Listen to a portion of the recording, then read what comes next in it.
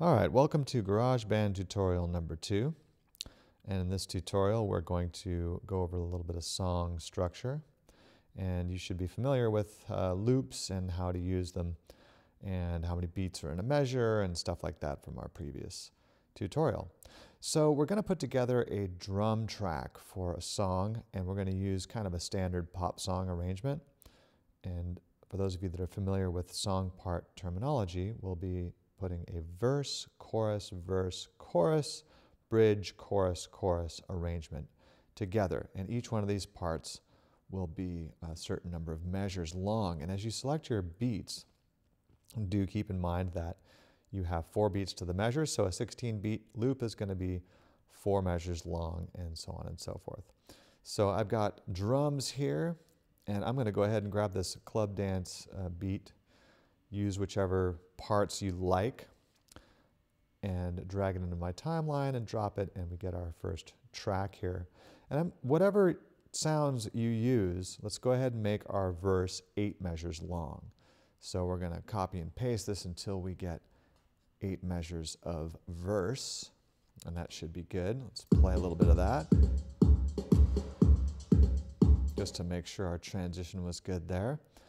And then I'm going to choose another part for my chorus.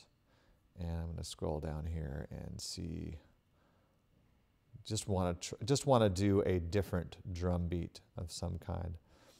So I'll grab this electronic drum beat. Actually, you know what I think I'm going to grab instead of that, since that's really not the beat that I'm looking for. How about deep house dance? And we'll drag this into another track.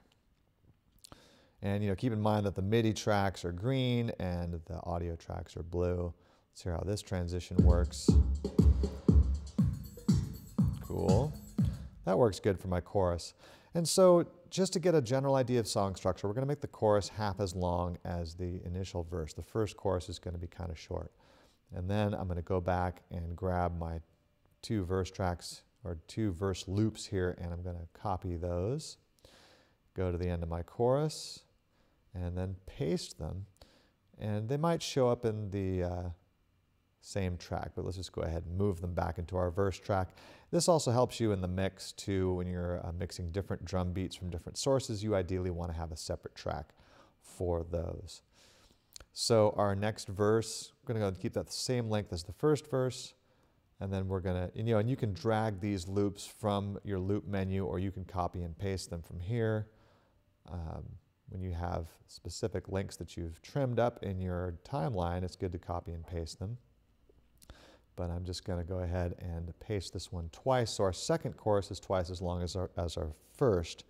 And we can use our zoom control here to give us an overall view of our song form. And we've got verse, chorus, verse, and this is going to be a doubled chorus here. And then we'll go to our bridge and choose yet another beat for the bridge. I'm thinking one of these effective beats might be kind of good. I'm going to put that on its own track because it's a different sound. And here this is kind of a cluttered sound. Not really concerned about the sounds here. I want to make sure you guys understand the structure. All right, so this is our bridge. And I might go ahead and copy and paste a few of those together. And let's make sure that the transition is good there, which is good. And then I'm going to go ahead and copy and paste one of the chorus drums here too. So we get this layered effect halfway through our bridge. And then finally, to complete my rhythmic strong song structure, I'm going to go ahead and paste a couple more choruses at the end of my bridge. 1, 2, and these are full choruses. So once again, this just gives us a sense of parts, moving from one part to the next, get a sense of dynamic movement here.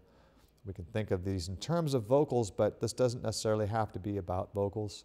We've got kind of a transition here from the bridge back to the straight chorus. And then we'll go through the rest of the song on just the chorus. These last couple repetitions, you can have them or not, but this is essentially what we want: verse, chorus, verse, double chorus, bridge about the same length as a double chorus. You can have a variation on the second part of the bridge if you want with the drums, and then up to 4 choruses at the very end, and maybe you'd fade out at the very end there. So hopefully this gives you a sense of rhythmic structure. The next thing that you'll want to do is go back to each one of these parts and loop them. So we can set our loop here, drag it out to either 1 or 2 loop segments, and then you can add in bass and other instruments, strings, piano, loops, whatever you want. But building this rhythmic structure with the drums is a really good way to get a sense of song structure. And that's the end of our tutorial.